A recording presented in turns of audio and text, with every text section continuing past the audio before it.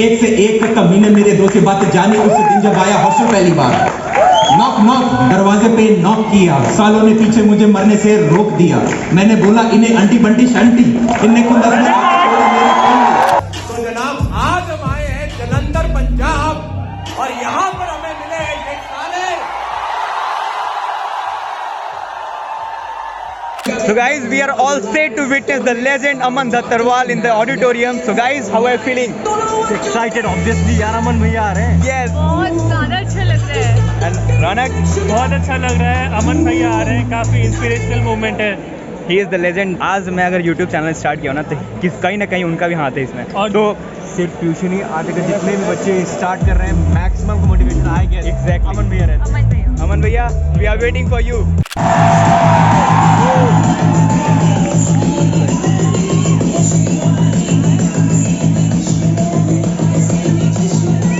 Ladies and gentlemen, the loudest possible round of applause and with the loudest possible noise, please welcome हमें सारे लोग तालियां बजाते रहे, जोरदार तालियां। Ladies and gentlemen, are you ready for Aman Dhattarwal? Results are you ready?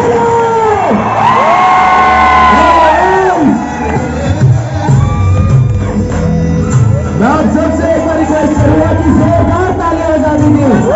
फिर से जोरदार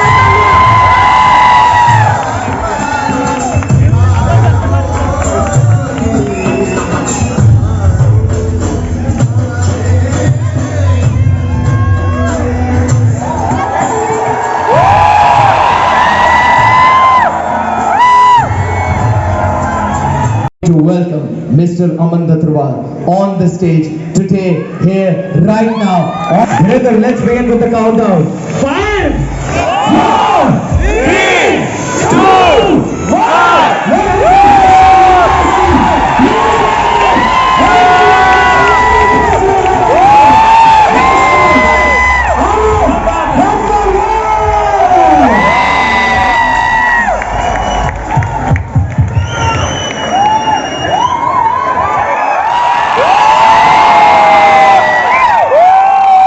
सर कैसा लग रहा है आपको लवली प्रोफेशनल यूनिवर्सिटी में आकर? बहुत ज़्यादा अच्छा लग रहा है।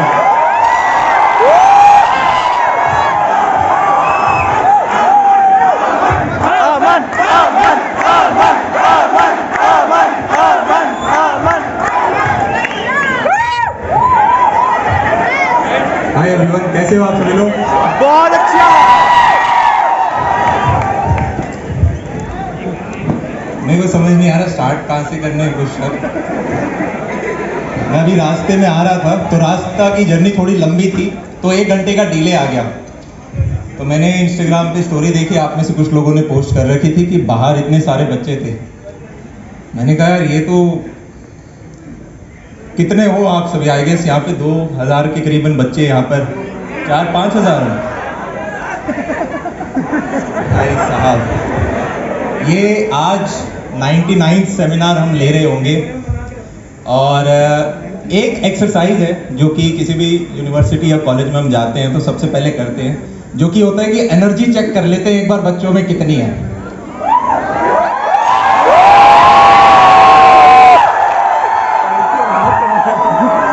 इन लाइट्स की वजह से मैं आखिर तक देख नहीं पा रहा हूं, पर मुझे आवाज सुनाई दे रही होगी।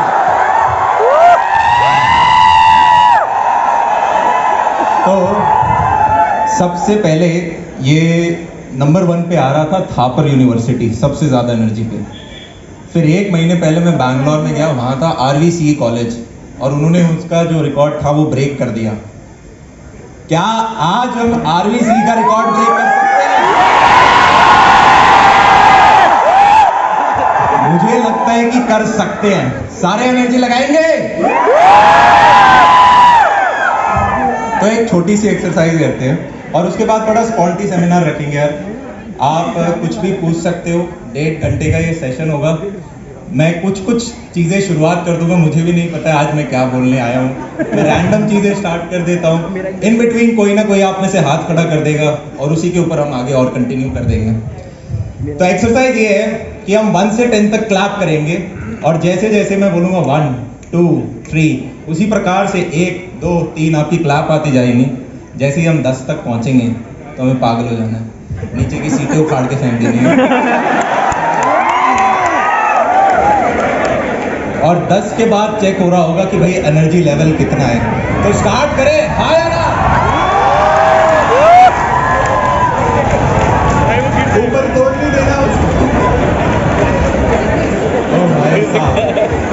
1 2 3 4 5 6 7 8 9 10।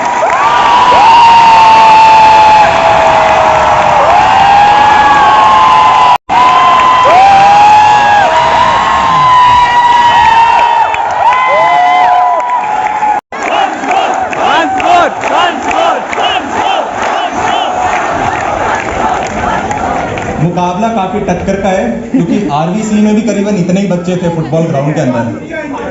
इस बार पक्का? आया ना? इस बार सिर्फ 3 तक क्लैप कर रहे होंगे और उसके बाद एनर्जी चेक करते हैं, ठीक है? 1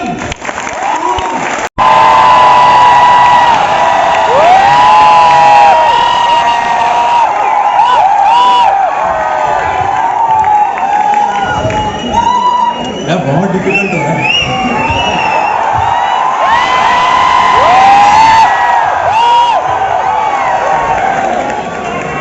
इसे एक टाई ब्रेकर अभी मैं दे सकते हैं। एक कोशिश सेशन के एंड में और करेंगे। एक कोशिश सेशन के एंड में और करेंगे। अभी एक टाई ब्रेकर है क्योंकि जितने भी कॉलेजेस में जाया जाता है वो फर्स्ट पोजीशन का नाम हर कॉलेज में लेते हैं।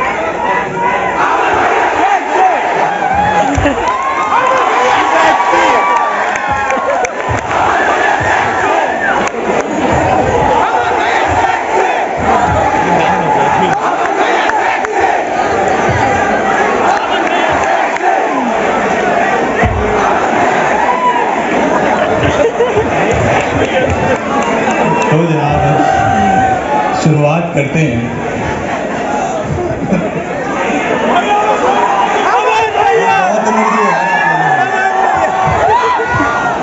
बहुत ज्यादा एनर्जी है आप लोगों में।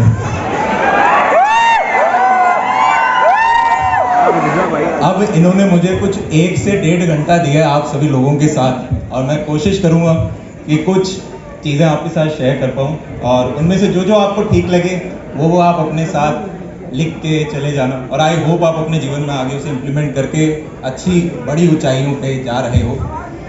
तो स्टार्ट करते हैं स्टोरी टेलिंग के साथ। और स्टोरी टेलिंग है जो मेरी पिछले 7 साल की जर्नी रही है, उसमें कहाँ पे क्या क्या गड्ढे आए। अब आ रही आवाज? आवाज नहीं आ रही? Check check check. आ रही है? लास्ट तक आवाज आ रही है? और अब आ रही है आवाज लास्ट तक? आ रही है, चलो ग्रेट, बहुत बढ़िया। शुरुआत करते हैं। और यहाँ पे कॉलेज के प्रोफेसर्स भी बैठे हैं। बैठे तो हैं, बैठे। जितने प्रोफेसर्स बैठे होते हैं उतना नाप नाप के बोलना होता है। तो 2015 के अंदर यार मेरा इंजीनियरिंग कॉलेज जो था फर्स्ट ईयर स्टार्ट हुआ था और एक चीज़ जो मैंने पिछले 7 सालों में देखी है वो ये कि जितनी एनर्जी हमारे अंदर कॉलेज के अंदर होती है, जितनी फायर होती है बेले के अंदर कि यार हाँ मेरे को कुछ अलग करना है, मेरे को कुछ डेल्टा अलग लेकर आना है। डेल्टा है डिफरेंस आपके और बाकी लोगों के बीच में। तो बंदा फर्स्ट ईयर के अंदर आता है इस सोच के साथ कि यार मैं नए नए दोस्त बनाऊंगा, नई नई चीज़ें एक्सप्लोर करके देखूंगा, शायद मुझे कुछ ऐसी चीज़ मिले जिसके ऊपर मैं काम कर रहा हूँ, शायद मुझे कोडिंग में ही बहुत ज़्यादा मन लग जाए, क्या मैं प्लेसमेंट्स बहुत अच्छी निकाल सकता हूँ। आप में से कुछ होंगे जो गवर्नमेंट जॉब्स के पीछे यार मेरे को यूपीएससी निकालना है, एसएससी निकालना है, सीजीएल निकालना है, मुझे ये बेल्ट की जॉब चाहिए। मुझे यहाँ पे कितने हैं जो कि गवर्नमेंट जॉब्स के लिए पढ़ाई कर रहे हैं? कितने हैं जो गवर्नमेंट जॉब्स के लिए पढ़ाई कर रहे हैं? कभी भी किसी को मत बताना कि गवर्नमेंट जॉब की तैयारी कर रहे हो, हाथ नीचे कर लो। ठीक है, वरना यही आस पड़ोस के दोस्त second year, third year, fourth year, college के बाद तक पूछते रहेंगे भाई क्या हुआ, नहीं हुआ, कोई नहीं यार, तेरे में दम है यार, तू अगले साल निकाल लेगा। कभी स्पेशली सरकारी वाले, कभी किसी को मत बताओ कि मैं सरकारी की तैयारी कर रहा हूँ। अब नेक्स्ट वाले पर अभी बता देना, कितने हैं जो प्लेसमेंट्स की तैयारी कर रहे हैं, और कितने हैं जो खुद के वेंचर्स के ऊपर स्टार्टअप वगैरह।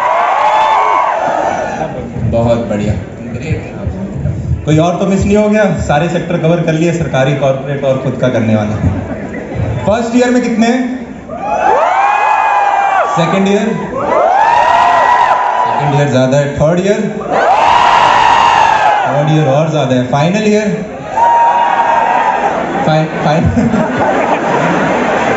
कोई बात नहीं, फाइनल ईयर में प्लेसमेंट भी होते हैं, अभी पढ़ना जरूरी है। तो 12th तक यार मैं खैर ये स्टोरी बहुत ज़्यादा बार रिपीट कर चुका हूँ, तो मैं बोर नहीं करूँगा, सिर्फ की पॉइंट्स के ऊपर आपके पास आ रहा हूँ मैं। इस पूरे सेमिनार का उद्देश्य ये होगा, एक तो जो मैंने 7 साल में चीज़ें सीखी, कुछ जो बहुत इंपॉर्टेंट वो आपको बता दूँ, साथ में मुझे लगता है कुछ डेल्टा चीज़ें होती हैं जिससे कि सारी चीज़ हार्डवर्क नहीं है यार। हार्डवर्क की अगर हम बात करें, सबसे ज़्यादा हार्डवर्क कौन करता है, एक लेबरर, अरे हाँ या ना, पर लेबरर को यार उतना थोड़ा इनकम मिल रहा होता है। फिर अगर उससे ऊपर जाएं तो एक छोटे लेवल पे कोई अगर इंजीनियर हुआ तो वो व्यक्ति भी 6 दिन काम कर रहा होता है, उसके वर्किंग आवर्स होते हैं। फिर एक हो सकता है सीनियर इंजीनियर जो 6 की जगह सिर्फ 5 दिन ही काम कर रहा है, वर्किंग आवर्स और कम है, पर्क्स भी ज़्यादा है पर पैसे ज़्यादा मिल रहे हैं। एक हो सकता है आप CEO फाउंडर वगैरह हो सकता है आप ऑफिस ही 30 के 30 दिन में जाते हो, आप 20 दिन भी नहीं जा रहे हो और फिर भी आपकी इनकम और ज़्यादा है। तो हमें ये समझ में आ रहा है कि सिर्फ हार्डवर्क नहीं होता, एक डायरेक्शन भी होती है कि आप किस डायरेक्शन में अपना हार्डवर्क इनपुट डाल रहे हो, अरे हाँ या ना। तो उस डेल्टा के बारे में भी बात हम कर रहे होंगे। और एक डेल्टा मेरा ये भी मानना है कि जीवन में सिर्फ देखो 3 चीज़ें बहुत इंपॉर्टेंट हैं जो मेरे को समझ में आई हैं। अभी हम सारे 18, 19, 20 साल के हैं, पर आज से 5 साल 6 साल बाद आप सब लोग 25 साल के करीबन के हो जाओगे, यस और नो। तब हमारे मम्मी पापा तो हमें फंड नहीं कर रहे होंगे, हम खुद कमा रहे होंगे, यस और नो। तो जनाब उस टाइम में हमें काफ़ी बार, और मैंने ये नोटिस करा है अपने आस पड़ोस में दोस्तों में देखते हुए, 23, 24, 25 जैसे जैसे आप जा रहे होगे आपको ये फील होना स्टार्ट हो जाएगा, यार काश मैंने थोड़ा ज़्यादा इनपुट डाल लिया होता। मैं 40,000 की जॉब क्यों कर रहा हूँ, मैं 30,000 की जॉब क्यों कर रहा हूँ जो मेरा दोस्त 80,000 की कर रहा है, मैं 80,000 की क्यों कर रहा हूँ जो मेरा दोस्त 1.25 लाख का कर रहा है, मैं 1.25 लाख का क्यों कर रहा हूँ जो मेरा एक दोस्त 10 लाख का कुछ कर रहा है। मैं ये जो यहाँ पे 4-5 हज़ार बच्चे अगर बैठे हैं, इसी कमरे में से एटलीस्ट 1% बच्चा ऐसा होगा जो स्काई रॉकेट की तरह ऊपर जाएगा। कोई हो सकता है UPSC में बहुत अच्छी रैंक लेके आ जाए, कोई हो सकता है किसी का स्टार्टअप बहुत अच्छा जाए, कोई हो सकता है यहाँ पे कॉलेज का सबसे बेस्ट प्लेसमेंट उठा के लेके चले जाए 1 CR से ऊपर का कुछ, और तब आपको लग रहा होगा यार ये तो मेरे ही बैच का था, मतलब इसको इसने ऐसा क्या किया। और the only difference would be कि आपने डायरेक्शन क्या चूज करी थी। 25 साल की जब एज में आते हैं, मेरा मानना है कि हमें समझ में आता है कि लाइफ में एक तो कैपिटल बहुत ज़्यादा इंपॉर्टेंट है, हाँ या ना। हम में से मेजॉरिटी लोग इंजीनियरिंग इसलिए कर रहे थे, इसलिए नहीं क्योंकि हमें बचपन में बहुत, अगर इंजीनियरिंग में किसी को मजा भी आता है तो मैकेनिकल इंजीनियरिंग में आता है, अरे यार गाड़ियाँ वाड़ियाँ कैसे बनती होंगी, टार्जन देख के, टार्जन ही मूवी का नाम था, अरे गाड़ियाँ वाड़ियाँ कैसे बनती होंगी।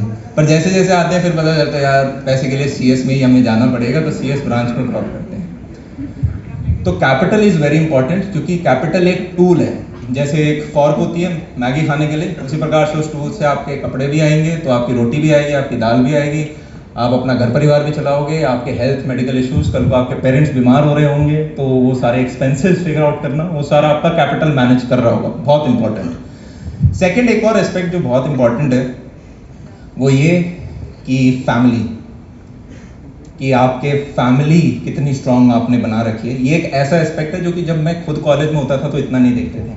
इनफैक्ट मैं कोशिश करता था घर कम से कम जाऊँ, सैटरडे संडे भी होते थे तो घर में बहाना बनाता था कि हॉस्टल में ही रहना है, घर कौन आएगा, क्योंकि घर में तो रिस्ट्रेन होती है ना, ये नहीं कर सकते, कैंपस में नहीं घूम सकते, बाहर नहीं जा सकते, दोस्तों से बात नहीं कर सकते। In fact summer break winter break भी होती थी तो मैं करता था कि नहीं थोड़ा हॉस्टल में ही रहते हैं, घर कौन जा रहा होगा। पर जैसे जैसे आप कॉलेज के बाहर जाते हो आपको पता चलता है जिस प्रकार से स्कूल के मेजॉरिटी दोस्त छूट गए थे जब हम कॉलेज में आए, उसी प्रकार से कॉलेज के भी मेजॉरिटी दोस्त आपके छूट जाएंगे जब आप अपनी प्रोफेशनल लाइफ में आओगे। और जैसे जैसे आप 23, 24, 25 और बाद में कल को आपकी शादी हो गया, आपका एक छोटा सा परिवार हो गया, तब तो आपके पास टाइम ही नहीं अपने दोस्तों के लिए, तब आपकी अलग ही एक रिस्पॉन्सिबिलिटी आपके ऊपर आ रही होंगी। तो जो सेकेंड एस्पेक्ट है फैमिली, वो बहुत मेरे को इम्पॉर्टेंट लगता है। अदरवाइज हम वो व्यक्ति तो नहीं बनना चाहते ना, जैसे एक एग्जाम्पल ले लेते हैं, ठीक है, यहाँ पे इसी का ले लेते या किसी स्टूडेंट का ले लेते, मेरे साथ ही रहता फुल टाइम। कोई भी एक बच्चा आ जाओ, ब्लू शर्ट, हाँ अच्छा 2 ब्लू हैं, भैया आ जाओ, कोई भी आ जाओ। भैया इधर कैसे आओगे? भाग के आ जाओ, इतना कौन का आएगा? कोई नहीं, आप आ जाओ, भैया भैया आ जाओ। जो पहले आ गया वो आ गया, फर्स्ट कम फर्स्ट सर्व।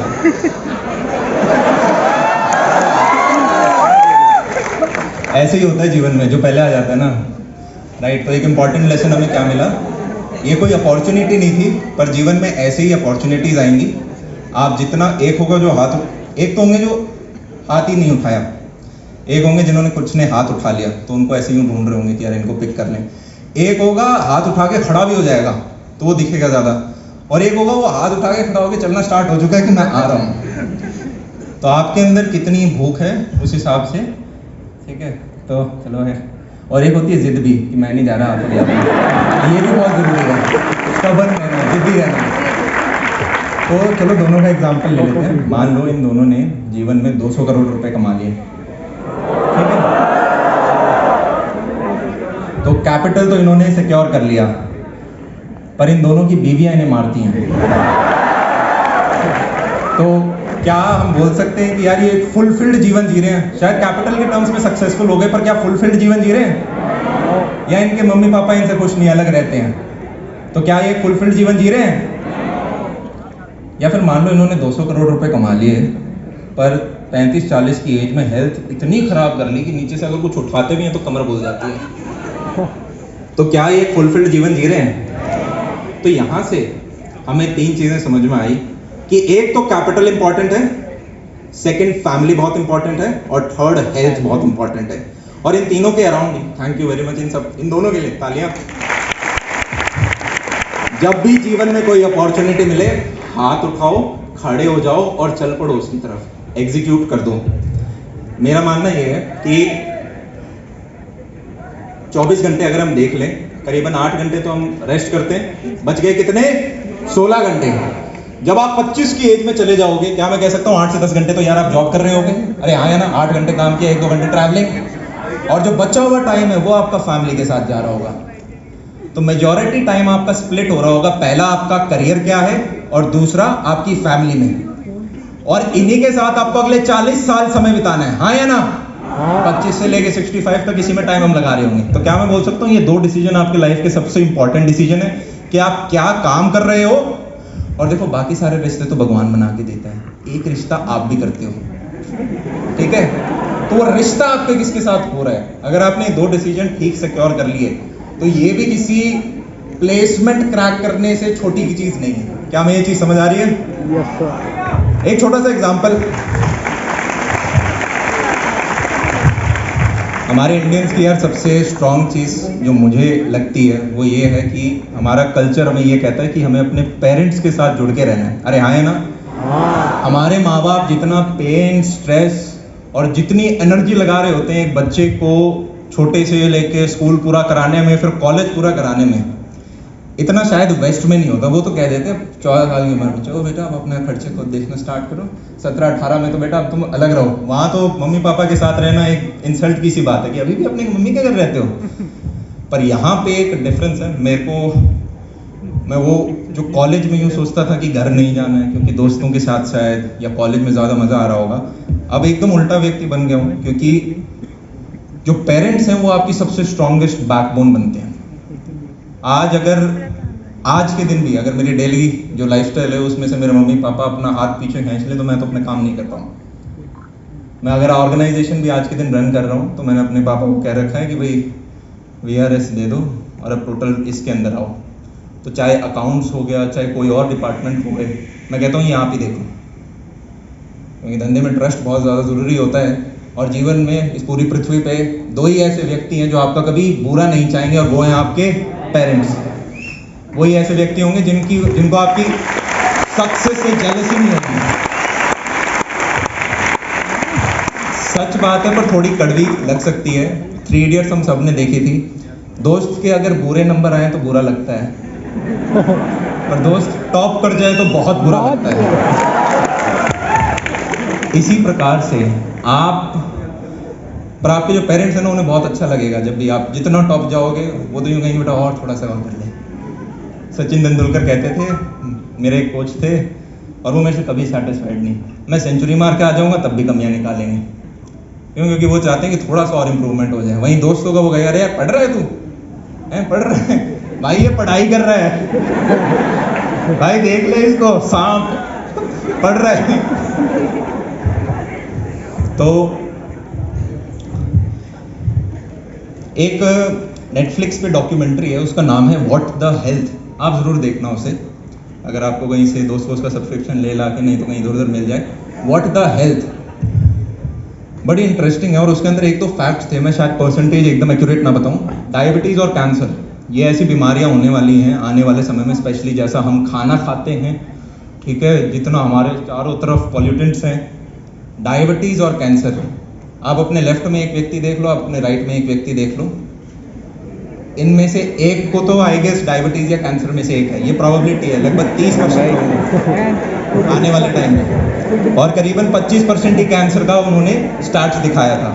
तुम्हें कोल्ड ड्रिंक तो जीवन पहले ही मार दो अपने दोस्तों को लेफ्ट राइट देख के, तेरे होएगी।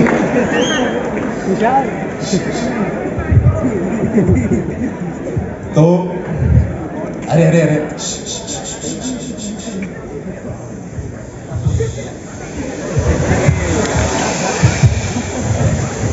यार, ये बताओ कॉलेज के बाद टाइम करने का मौका मिलता है ना? तो एक तो बड़ा गड्ढा हो गया 25% का, एक बड़ा गड्ढा हो गया करीबन 30-33% का।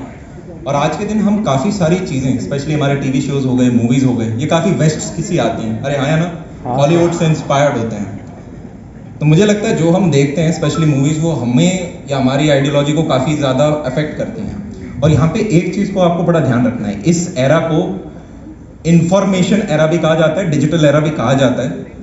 आज के दिन आपके पास इतनी इंफॉर्मेशन है कि आप डिसाइड कर सकते हैं मुझे इस कल्चर से ये चीज़ अच्छी पिक करनी है, मुझे इस कंट्री से ये अच्छी चीज़ पिक करनी है, मुझे इस रिलीजन का ये चीज़ अच्छा लग रहा है, और आप अपना खुद का एक कस्टम बना सकते हो जो आप और आपकी फैमिली इंप्लीमेंट कर सकते हो। अरे हाँ है ना? हाँ। कोई चीज़ दिल पे मत लेना, पर ऐसे कंट्रीज हैं जहाँ पर आप मल्टीपल शादी अगर करते हो तो कोई दिक्कत नहीं है, पर अगर आप वो सेम चीज़ करो तो शायद आपके फैमिली में वो अलाउड ना हो। हाँ या ना? हाँ। उसी प्रकार से वेस्ट की भी कुछ चीज़ें अच्छी हो सकती हैं, पर काफ़ी सारी चीज़ें शायद डैमेजिंग हो। वो आपको खुद फिल्टर आउट करना है कि व्हाट वर्क्स फॉर यू और क्या वर्क नहीं। मैं ऐसे ही देख रहा था, उधर का डाइवोर्स रेशो क्या है यूएस का, 40% से ऊपर था। 40% से ऊपर? फिर एक कंट्री मिली मुझे लग्जमबर्ग करके, उसका 70% से ऊपर। मैंने कहा कर क्यों रही है शादियाँ, इन्हें तो पता है होना है। मतलब अगर आपको पता हो कि भाई यहाँ से उठ के मैं उस गेट तक जाऊंगा तो पक्का 50% प्रोबेबिलिटी है कोई मार देगा, आप जाओगे वहाँ तक? और यहाँ पे दुनिया और डॉक्टर चिल्ला चिल्ला के बोल रहे हैं 25% तो ये बीमारी 100%, 25% में तो यहाँ फंसोगे, 33% इसमें फंस जाएंगे, और वेस्ट का डाइवोर्स और पकड़ के लिया 40% इसमें फंस जाएंगे। तो 3 गड्ढे स्किप कैसे करेगा एक इंडिविजुअल? मान लो यहाँ पे एक व्यक्ति है, बहुत अच्छी पढ़ाई कर रहा है और उसने बहुत बढ़िया सा प्लेसमेंट ले लिया, माइक्रोसॉफ्ट, गूगल, फेसबुक, किसी कंपनी, अमेजोन के अंदर अच्छा पैकेज ले लिया, 1-2 साल काम किया, फिर कहा मैं बाहर जाके एमएस करूँगा। बाहर जाके अच्छे से एमएस करके उधर और बढ़िया नौकरी उसने पकड़ ली। वो 25, 28, 30, 33, 35 का हो गया, और 35 में हो गया उसका क्या? डाइवोर्स। तो उसने जितना भी पैसा कमाया वो बाद में सारा किस में लगा देगा? लीगल में, लॉ सूट के अंदर, और अकेला बैठा होगा 35 की उम्र में, सोच रहा है क्या यार, ठुकरा के मेरा प्यार मेरा। मुझे लगता है दोनों जेंडर्स के लिए होना चाहिए, बट ठीक है चलो जैसा है। तो बहुत इंपॉर्टेंट है, चाहे आपकी आज उम्र 19, 20, 21, हमारी जो भी उम्र है 18, पर आज ही से आप ये थोड़ा थोड़ा सोचना शुरू कर दो कि मेरी ज़िंदगी क्या है, मैं कौन हूँ, मैं क्या चाहता हूँ अपने लिए, मैं 25 की उम्र में कैसा देखता हूँ अपने आप को, मैं 30 में क्या चाहता हूँ, मैं 40 में क्या चाहता हूँ। मैंने रिसेंटली एक चीज़ एक वीडियो में भी कवर करी थी कि व्हाट इज़ हेल, भाई नरक क्या है। तो किसी व्यक्ति ने कहा नरक वो जीवन का आखिरी दिन है जब आप अपने उस वर्जन से मिलते हो जो आप बन सकते थे। जीवन के आखिरी दिन जब हम अपने उस वर्जन से मिलते हैं कि यार मैं ये बंदा भी बन सकता था, पर उस दिन एक ही दिन बचा होता है तो आप कुछ कर नहीं सकते, वो है नरक। आज से 20 साल 30 साल बाद आपको सबसे बुरा उन चीज़ों के बारे में लग रहा होगा जो आपने नहीं करी, उन चीज़ों के बारे में नहीं जो आपने कर दी, उन चीज़ों के बारे में लग रहा हो। किसी ने वॉरेन बफेट से पूछा था आपकी आज तक की सबसे खराब इन्वेस्टमेंट कौन सी है, तो वॉरेन बफेट ने कहा मेरी सबसे खराब इन्वेस्टमेंट वो नहीं है जो मैंने कर दी और जिसमें थोड़ा बहुत नुकसान हो गया। सबसे खराब इन्वेस्टमेंट वो है जहाँ पे मुझे पता था ये मुझे करनी चाहिए पर किसी भी कारणवश से मैंने उसमें पैसा नहीं डाला। मेरी वो सबसे खराब इन्वेस्टमेंट है जो मैंने करी ही नहीं, जो मैंने एग्जीक्यूट ही नहीं करी। तो आज से 30 साल बाद आपको यूं नहीं लगना चाहिए कि यार उस टाइम था, कर लेना चाहिए था। समझ रहे हो? हमारी जब हम 11th-12th में होते थे ना, तो स्कूल के अंदर वो होता है ना, एक आवाज़, हर क्लास की एक आवाज़ होती है, ठीक है। मतलब कुछ ऐसी आवाज़ें हो तो निकालने में बड़ी मुश्किल है। जब हम शायद 9th और 10th में थे, एक हमारी क्लास में लड़का होता था संदीप नाम करके, वो एक आवाज़ निकालता था, yes sir, no sir, okay, हर एक चीज़ में अड़ लगाता था वो। तो पूरी क्लास उसे मिमिक करने लग गई थी, मतलब ऐसे ही लहजे में आ गया था वो। फिर जब हम 11th-12th में आए तो ये भेड़िया वाली आवाज़ होती है ना, वो अब तो मेरे से निकलेगी भी नहीं। हाँ, वो टीचर गया और बाद में वो स्टार्ट। फिर बीच में मेंढक भी बने थे हम कुछ समय के लिए, ठीक है। फिर वो जीप से एक आवाज़ वो ऐसे करके निकल, बस यार प्रोफेसर्स बैठे हैं तुम लोग। फिर बीच में वो भी एक गाना आया था ना जहाँ पे वो टेबल पे आप करते हो, हाँ, तो वो सारे बड़े मज़े आते थे। कॉलेज में और कर सकते हैं।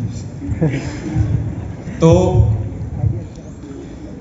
अब आते हैं नेक्स्ट चीज़ के ऊपर। मैं खुद का वीडियो शूट करके और उसे खुद देखते हो तो आपको और कमियां दिखने लग जाती हैं क्या, और जब आप बार बार देखते हो तो फिर आप इम्प्रूव कर सकते हो उसके अंदर। तो उस चीज़ के साथ मैंने सोचा किस चीज़ के ऊपर वीडियो बना सकते हैं अपने से, कॉमेडी वगैरह ये सब तो होगा नहीं। तो जो उस टाइम आता था 12वीं का पेपर देके आए उसी के ऊपर बनाना स्टार्ट किया। और बैक इन 2015 यूट्यूब को देखा जाता था जैसे 2019-20 में टिकटॉक को देखा जाता है। इसका एक उदाहरण मैं इस प्रकार से दूंगा, कॉलेज का फर्स्ट ईयर है, बड़े ऐसे 5 व्यू 10 व्यू 15 व्यू। एक इंट्रोवर्ट के लिए सबसे एम्बैरेसिंग चीज़ पता है क्या होती है? उसके पेरेंट्स को पता चल जाए कि उसने कहीं पे वीडियो बनाया है। उसके माँ बाप देख लें वीडियो, इनको कैसे पता चल गया, 5 तो व्यू आ रहे हैं, और वो 5 मेरे ही होते थे। रिफ्रेश करके देख रहा हूँ कितनी बार, पर शायद पता नहीं क्या तुक्का लगा, मम्मी ने मेरा ही नाम सर्च कर रही थी क्या, हमने कहा चलो ठीक है बेटा बनाया करूँ। मैं इतना क्लास का एक वो भोला बच्चा नहीं होता जो बचपन से ज़्यादा बोला जितना होना नहीं चाहिए। तो मेरे पापा को बड़ी टेंशन होती थी यार इसका जीवन में बड़े होकर नुकसान कर देंगे लोग, इसको थोड़ा सख्त बनाना पड़ेगा। पापा क्या करते थे, जब मैं छोटा था पड़ोसियों के बच्चे ले लेकर आते थे घर के अंदर और बोलते थे इसको लड़ाई कर इससे, लड़ाई कर इससे। और मैं कहता था पापा इसको मारूंगा तो इसको लग जाएगी, इतने में अगला मार देता था। पापा ने कहा ये एक बार की सही की बात है, मैंने कहा अगले को लग जाएगी, वो छोटा सा बैट था उसने बैट की देके मारी मेरे। फिर पापा ने कहा इसको स्पोर्ट्स में डाल दे, स्पोर्ट्स में हारेगा जीतेगा एग्रेशन आएगा। क्रिकेट फुटबॉल टेनिस में से टेनिस पिक किया क्योंकि उसमें कम लोग रिक्वायर्ड है खेलने के लिए। तो लगभग 7-1 साल वाला हमारे घर के अंदर सिंपल है, कोई बच्चा अगर पैदा हुआ है या तो उसको स्पोर्ट्स में भेज देंगे या फिर उसको बेल्ट की जॉब, आर्मी में जा पुलिस में जा, इसके अलावा और कुछ नहीं। मेरे एक जीजा जी थे जो कि इंडियन टीम में आए, तो बस उसके बाद सारे स्पोर्ट्स के अंदर, और उसके बाद आर्मी और उसमें सब हैं तो सब उसी डायरेक्शन में। तो 7 साल खेला। पापा का बस एक शर्त होता था, खेलो तब तक बस मैथ्स और इंग्लिश में अच्छे नंबर आने चाहिए। पापा ने कहीं किसी सेमिनार में सुन लिया था कि अगर आपकी मैथ्स और इंग्लिश ठीक है तो आप कोई भी एग्ज़ाम क्रैक कर सकते हो, चाहे वो कैट हो चाहे वो सरकारी एग्ज़ाम हो, सब में मैथ्स और इंग्लिश ही पूछते हैं। तो जैसे ही 10th में पहुँचे पापा ने कहा कि बेटा रॉजर फेडरर आप बनोगे नहीं, लेंडर पेस मुझे बनाना नहीं। मतलब आप 7 साल से खेल रहे हो और फिर लेंडर पेस तो हमारे लिए बहुत बड़ी एक इंडिया के सबसे फाइनेस्ट प्लेयर, सबसे इतने सालों से खेल रहे हैं। और पापा के थोड़े विजन लंबे थे, बड़े थे। तो पापा ने कहा बेटा स्पोर्ट्स खेलना चाहते हो या पढ़ाई करना चाहते हो इंजीनियरिंग की? मैंने कहा पापा स्पोर्ट्स खेलना है। पापा ने कहा ठीक है बेटा इंजीनियरिंग कर लो। फिर 11th-12th के अंदर थोड़ा बहुत रगड़ा खाया, वही बसों के चक्कर काटो, ट्यूशन व्यूशन लेने के लिए एक बड़ी कोचिंग लो, स्कूल में जाओ, लॉन टेनिस सारा छुड़वा दिया था। फिर आईआईटी के अंदर एडमिशन हुआ नहीं। अब जब आईआईटी के अंदर एडमिशन नहीं हुआ तो भाई मैं तो रोया बैठ के। मैं यूजुअली कम ही रोते हैं, लड़के वगैरह वैसे ही छुपा हुए रहते हैं, पर उस दिन मैं घर में रो दिया। फिर मम्मी ने देखा, मम्मी परेशान हो गई। मम्मी ने कहा गाँव वगैरह घूम के आ जा 7-8 दिन और ड्रॉप ईयर ले लियो। फिर आके पता चला कि कुछ और कॉलेजेस भी होते हैं, NITs वगैरह, इनके बारे में नहीं पता। बस बिट्स पिलानी पता था, पर बिट्स पिलाने पे घर वालों ने कह दिया था इतने पैसे नहीं है हमारे पास, ठीक है, तो तुम्हें सरकारी ही निकालना है अगर कुछ निकालना है तो। और पापा बड़े स्ट्रिक्ट, पापा कहते बेटा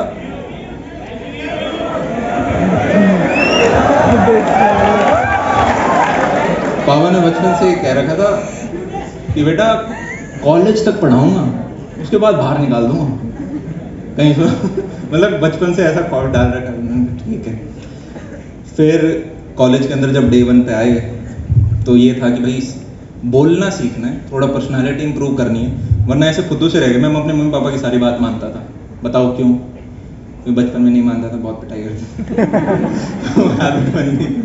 पापा का खौफ ही बहुत था और मम्मियाँ तो ऐसे कर लेते।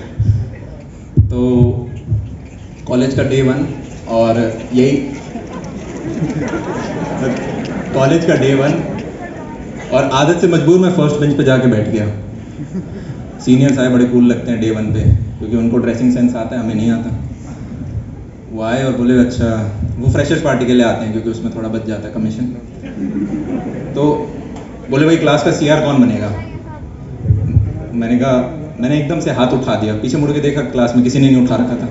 मैं सोच के आया था कि कुछ भी होगा हाथ उठा दूंगा, सारी अपॉर्चुनिटी ग्रैब करनी है, तो एकदम से उठा दिया, पीछे किसी ने नहीं उठा रखा। उन्होंने कहा ठीक है तू बन जा। वो क्लास से जब बाहर गए मैंने पूछा CR क्या होता है? उन्होंने कहा क्लास रिप्रेजेंटेटिव। मैंने कहा मॉनिटर बना दिया। अच्छा। फिर दूसरा सीनियर आया, उसने भी कहा अच्छा भाई क्लास का CR कौन? अब इतना दम नहीं कि बोल दे मैं बन चुका हूँ ऑलरेडी। उन्होंने इतने में 2 लोगों ने हाथ उठा दिया, मैंने और एक और ने, वो रैंक ओपनर, ये सबसे ज़्यादा नंबर आ रखे थे उसके। रैंक ओपनर होता है हर कॉलेज का, ये रैंक ओपनर है इस कॉलेज का। उन्होंने कहा भाई स्पीच दो। मैंने कहा यही तो नहीं आता हमें। मैंने कहा कौन कर? मैंने कहा भाई पहले तू दे दे, मैं फिर उसी में प्लस मैंने फिर दे। वो आया, वो इंग्लिश में स्टार्ट हो गया, भाई मैं आपको बहुत पढ़ाऊंगा, आपके कोई डाउट आएगा आप मेरे से आके पूछ सकते हो, मैं आपको नोट्स दूंगा, मैं आपके टीचरों से ये काम कराऊंगा, मैं पढ़ाऊंगा। इतने में पीछे एक वॉस की मैम थी, जितना नाम कूल है उतनी मैम बड़ी कूल थी। वो वॉस की मैम हैट पहन के बैठी थी। कोई सेंस है कॉलेज में हैट पहन के बैठने? पर पीछे एक टेबल है, उधर मस्त बैठ के ऐसे हैट, वो कहती इंदिरा। मैं कहा मैं? फिर उन्होंने कहा कि तेरे को ये सब नहीं बोलना है, तू बोल तू कराएगा बंक, तू दिलवाएगा इनको बॉल फुटबॉल वगैरह ये सारी चीज़ें। मैं कहा ठीक है। मैं गया, मैं यही बोल दिया क्या मेजॉरिटी से जीता मैं? किसी ने वोट नहीं किया दूसरे को। जैसे ही CR बन गए फिर उन्होंने कहा भाई कॉपी रोटेट कर दो, व्हाट्सएप ग्रुप बनाना। मैंने कॉपी रोटेट कर दी, सबने नंबर डाल दिया। इस कॉपी से बड़ा एक इंटरेस्टिंग किस्सा है जो मैं आपको जब फाइनल ईयर में आया तब एक आपको बताऊंगा बाद में। तो जब आप हॉस्टल मैंने ले लिया था, ऑल्दो मेरा घर पास में ही था, और पापा मम्मी ने भी कहा बेटा हॉस्टल में रहो, थोड़ा खुलोगे। मतलब माँ बाप कह रहे हैं हॉस्टल में रहो बेटा, थोड़ा खुलोगे, तुम घर में मत रहना ज़्यादा। मम्मी ने कमरा वमरा डे 1 पे सेट कर दिया। हमारा सिंगल रूम, सिंगल कमरे में एक आदमी रहता था। मैंने गेट खोला और ऐसे देख रहा हूँ ताजमहल देख रहा हूँ, या 4 साल यहाँ रहूँगा, आज़ाद परिंदे, कोई रोकने टोकने वाला नहीं। फिर उधर आपके 3-4 दोस्त बन जाते हैं जिनसे आपकी बातचीत ज़्यादा होती है, जिनके साथ आप कैंटीन में घूमते हो, इधर उधर भागते हो, हॉस्टल टापते हो, कॉलेज टापते हो, ये सारे। BH1 से BH5 मैं भूल जाता हूँ यार, तुम सीटी मारते हो मैं भूल जाता हूँ, मैं भूल कर क्या बोल रहा था मैं? हॉस्टल तुषार। हाँ, इन्हीं 4 दोस्तों में से एक का नाम था अग्रिम। अरे बड़ा किस्सू, डिप्लोमेसी क्या होती है वो मैं इससे सीखा। मुझे नहीं पता था पहले डिप्लोमेसी क्या होती है, जितना ये डिप्लोमेट था ओहो। तो ये व्यक्ति 4th ईयर में आके मेरे को बोला, यार अमन तू डे 1 पे खेल गया। मैंने कहा क्या बोल रहे हैं? इसके साथ मैं हमेशा रहा हूँ, दिन रात इसका बगल में रूम है, हमने कितने ही घंटों बात करी होगी, एग्जाम टाइम में कितने घंटे साथ रहे होंगे। जब फाइनल ईयर आ गए, 1st, 2nd, 3rd, 4th year में आके ये बोल रहे हैं, यार तू डे 1 पे खेल गया। मैंने कहा क्या खेला? यार तेरे को डे 1 पे सबका नंबर मिल गया था। मैंने कहा ये व्यक्ति अभी तक इस बात को दिमाग में रख के बैठा है। मेरा इंटेंशन, मैंने कहा अच्छा आज बोला तूने 4 साल बाद। तो कॉलेज कुछ इस प्रकार से, और फर्स्ट ईयर सबसे ज़्यादा इंटरेस्टिंग होता है। कोविड ने अगर आपका फर्स्ट ईयर खराब करा है तो थोड़ी दिक्कत है, तो सेकंड ईयर आपका सबसे इंटरेस्टिंग होगा। जो भी कॉलेज का आपका फर्स्ट ईयर जो आप अटेंड करते हो वो सबसे ज़्यादा इंटरेस्टिंग होता है, क्योंकि आपको सारी नई चीज़ें दिखती हैं, क्लब, सोसाइटी, लोग इधर उधर से सारे देश से पार्ट से आए हैं। फिर सेकेंड ईयर, थर्ड ईयर में तो उतना इंटरेस्टिंग नहीं लगता, साथ में इंटर्नशिप वगैरह भी आ जाती हैं। फर्स्ट ईयर में बंदा सोसाइटी ज्वाइन करता है, सेकेंड ईयर में छोड़ के आता है। तो कॉलेज के अंदर जितनी भी सोसाइटी क्लब्स वगैरह थे सबके अंदर मैंने जाके पार्टिसिपेट किया। चाहे मुझे ड्रामा नहीं आता था तो मैं ड्रामेटिक में गया, वो अलग ही उनका फुटबॉल ग्राउंड में खड़ा हो, तुम मुझे फ़ोन दो मैं तुम्हें आज़ादी दूंगा, जोर से बोलो। रिजेक्ट हो गया मैं उस राउंड में। म्यूज़िक वगैरह में लोग गिटार विटार के साथ ऐसे ही बढ़िया कूल वूल, वो एक था ना यहाँ पे हमारा होस्ट, कूल वूल टाइप लोग। और मैं कह रहा यार ना सुर आते ना गिटार आता, क्या गा क्या रैप गा क्या है। मैं वहाँ पे किसी और का सीनियर ने मुझे ऐसे देखा, रैप गा दो भैया। जो सीन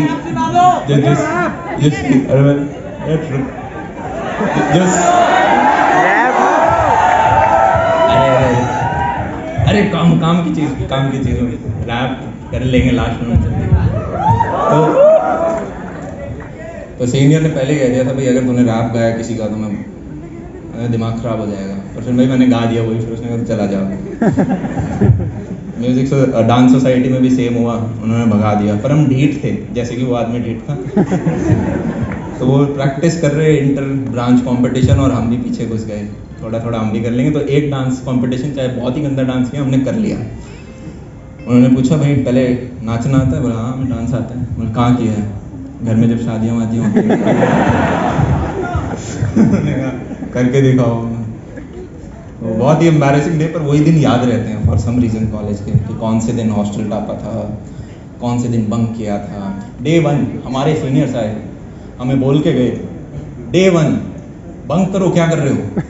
डे 1 ये बच्चे 11th-12th का जेई पढ़ के आए हैं, ये क्लास बंक करने से पहले सोचते थे इनका टीचर सीनियर बंक क्यों नहीं कर रहे, तो CR बन गया, तुम कराओ, तुम्हें कराना है। मैं कह रहा हूँ चलो सब खड़े हो, चलते हैं। एक मेल CR बनाते हैं, फिर एक लेडी CR भी बना देते हैं। वो उठ ही नहीं रही। मैंने कहा चलो यार चलो। क्लास के बाहर जा रहे हैं, ऐसे जा रहे हैं, और एक अंकल टाइप आदमी क्लास की तरफ जा रहा है। हम कंफ्यूज, हमारा ही टीचर है, कैसे पता है हम बाहर जा रहे हैं? तो वो हमें देख रहा है, हम उसे देख रहे हैं, ऐसे ऐसे ऐसे चल, क्योंकि उन्हें भी नहीं पता उनके बच्चे हैं क्या। अब बाहर आ गए बिल्डिंग के, अब पता नहीं बंक में करते क्या हैं, ऐसे खड़े सारे लोग, क्या करना है। वो कह रहे हैं ऐसे उधर उस लेन में घूम के आओ, वो ब्लॉक घूम के आओ, ये करके आओ। मैंने कहा ठीक है।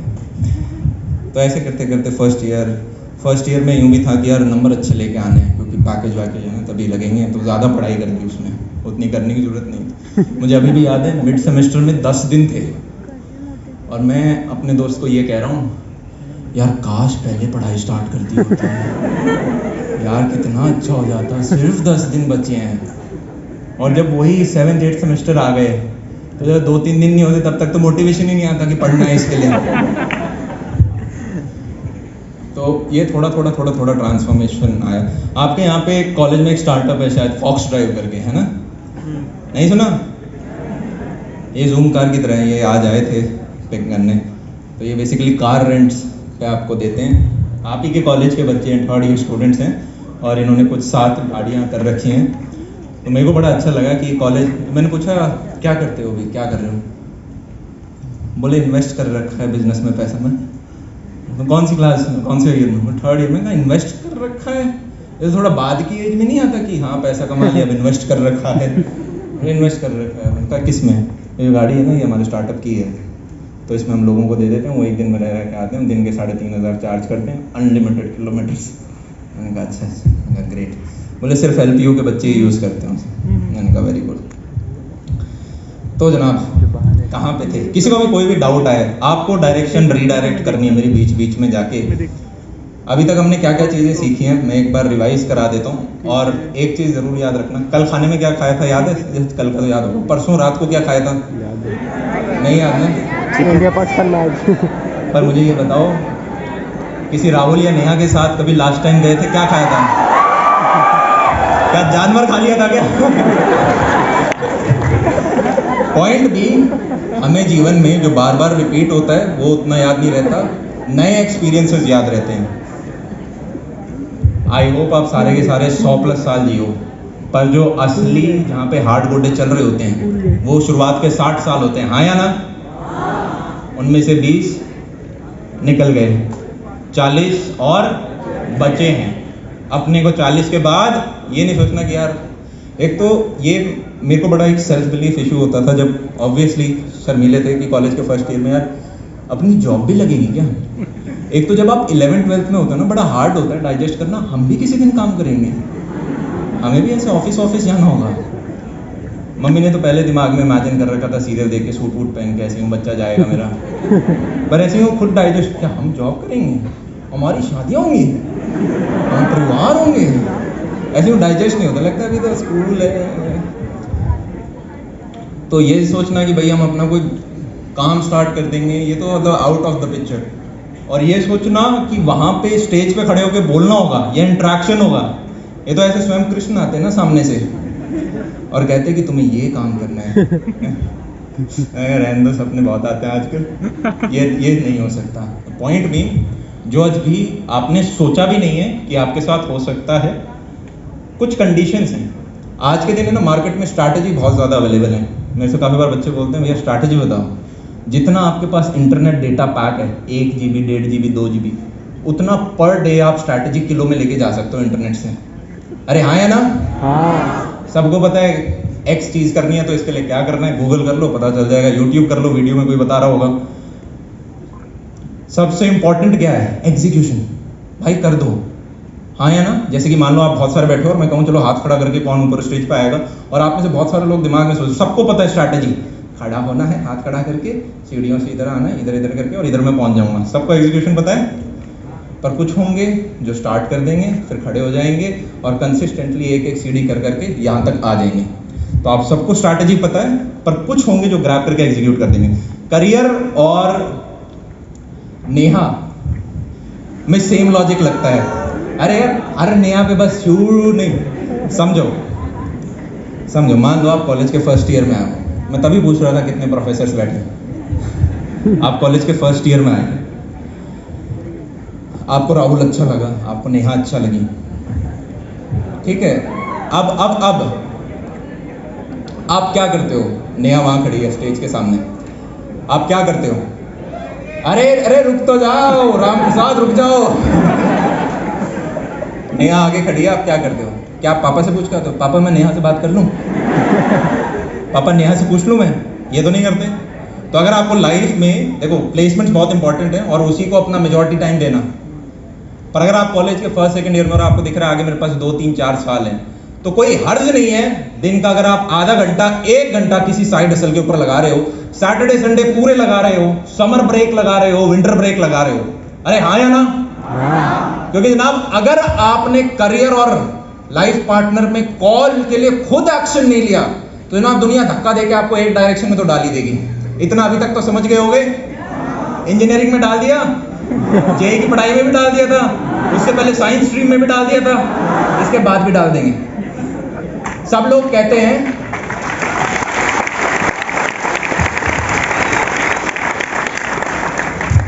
साइड हसल करने में आप हार नहीं सकते, मैक्स टू मैक्स क्या होगा, आपने 3 साल मेहनत करी, कुछ सीखोगे ही, हाथ पैर कुछ चलाए, कुछ एक्सपोजर ही मिलेगा, 4 लोग एक्स्ट्रा से बात ही करोगे, अरे हाँ या ना।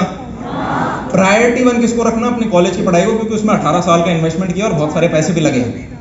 पर अगर आपने 3-4 साल इसके अंदर लगाए, पहले 1-2 साल तो आपको स्किल सीखने में लगेंगे और उसके 1-2 साल आपको उस फील्ड में ग्रो होने में लगेंगे, और फिर आप देखोगे यार 2 साल 3 साल 4 साल हर एक के लिए अलग हो सकता है कि यार अब ये चीज बड़ी हो गई है, अब ये चीज रिटर्न दे रही है।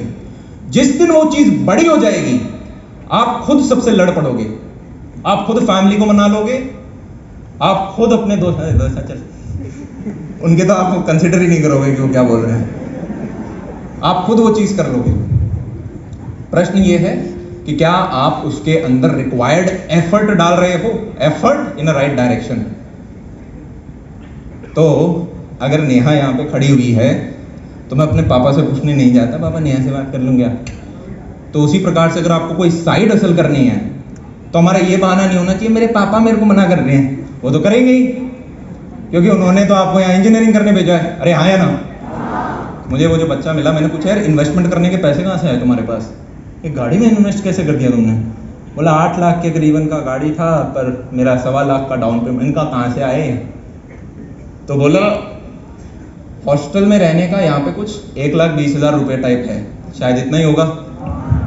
मैंने क्या किया, मैंने बाहर एक किराया रूम में ले लिया, 2,000 रुपये मेरा पड़ता है। तो जो भी नेट अमाउंट बचा वो सारा का सारा मैंने उस स्टार्टअप में इन्वेस्ट कर दिया। मैंने कहा लॉस में पॉजिटिव में। बोला 1.25 लाख लगाया था, 3 लाख कमा चुका हूँ।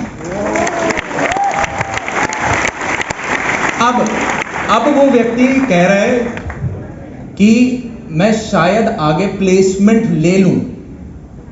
उसने साइड हसल स्टार्ट करी, उसने इन्वेस्टमेंट भी करा, उसने थोड़ा कमा भी लिया, पर उसने कहा मेरे को स्टेबिलिटी ज्यादा चाहिए। पर क्या उसे पिछले 3 साल में कोई नुकसान हुआ? अरे अगले 5 महीने पढ़ के निकाल लो, अभी तो 4th ईयर पढ़ा है, 3rd ईयर 4th ईयर 2 पढ़े हैं, 1 साल पढ़ के अपना निकाल लो प्लेसमेंट।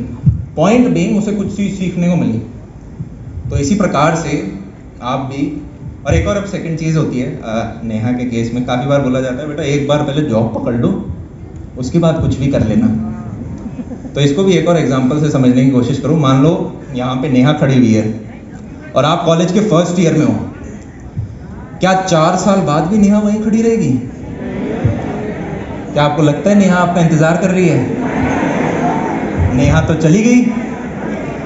तो अपॉर्चुनिटीज, आपकी जो टाइमिंग है, टाइमिंग बहुत ज़्यादा इंपॉर्टेंट होती है। और काफ़ी सारे ऐसे डोमेन्स होते हैं जहाँ पे आपको लगता है यार अभी ये चीज़ उठ रही है, मुझे इसमें जंप करना चाहिए या शुरू करना चाहिए। ठीक है, जैसे मैं बताया था 2015 के अंदर यूट्यूब को एज अ टिकटॉक देखा जाता था, 2020 में देखते थे। उसका एक एग्जांपल देता हूँ मैं। तो 1st ईयर में बैठा हूँ, एक क्लास में एक लड़की, वो ऐसे आई, मैं वहाँ खड़ा हुआ हूँ। एक तो व्यू नहीं आते, 10-15 व्यू आते उस टाइम। अमन, मैंने कहा हाँ। तो यूट्यूब पे वीडियो बनाते हो? मैंने कहा हाँ। वो ऐसे देख रही है, मुड़ी और चली गई।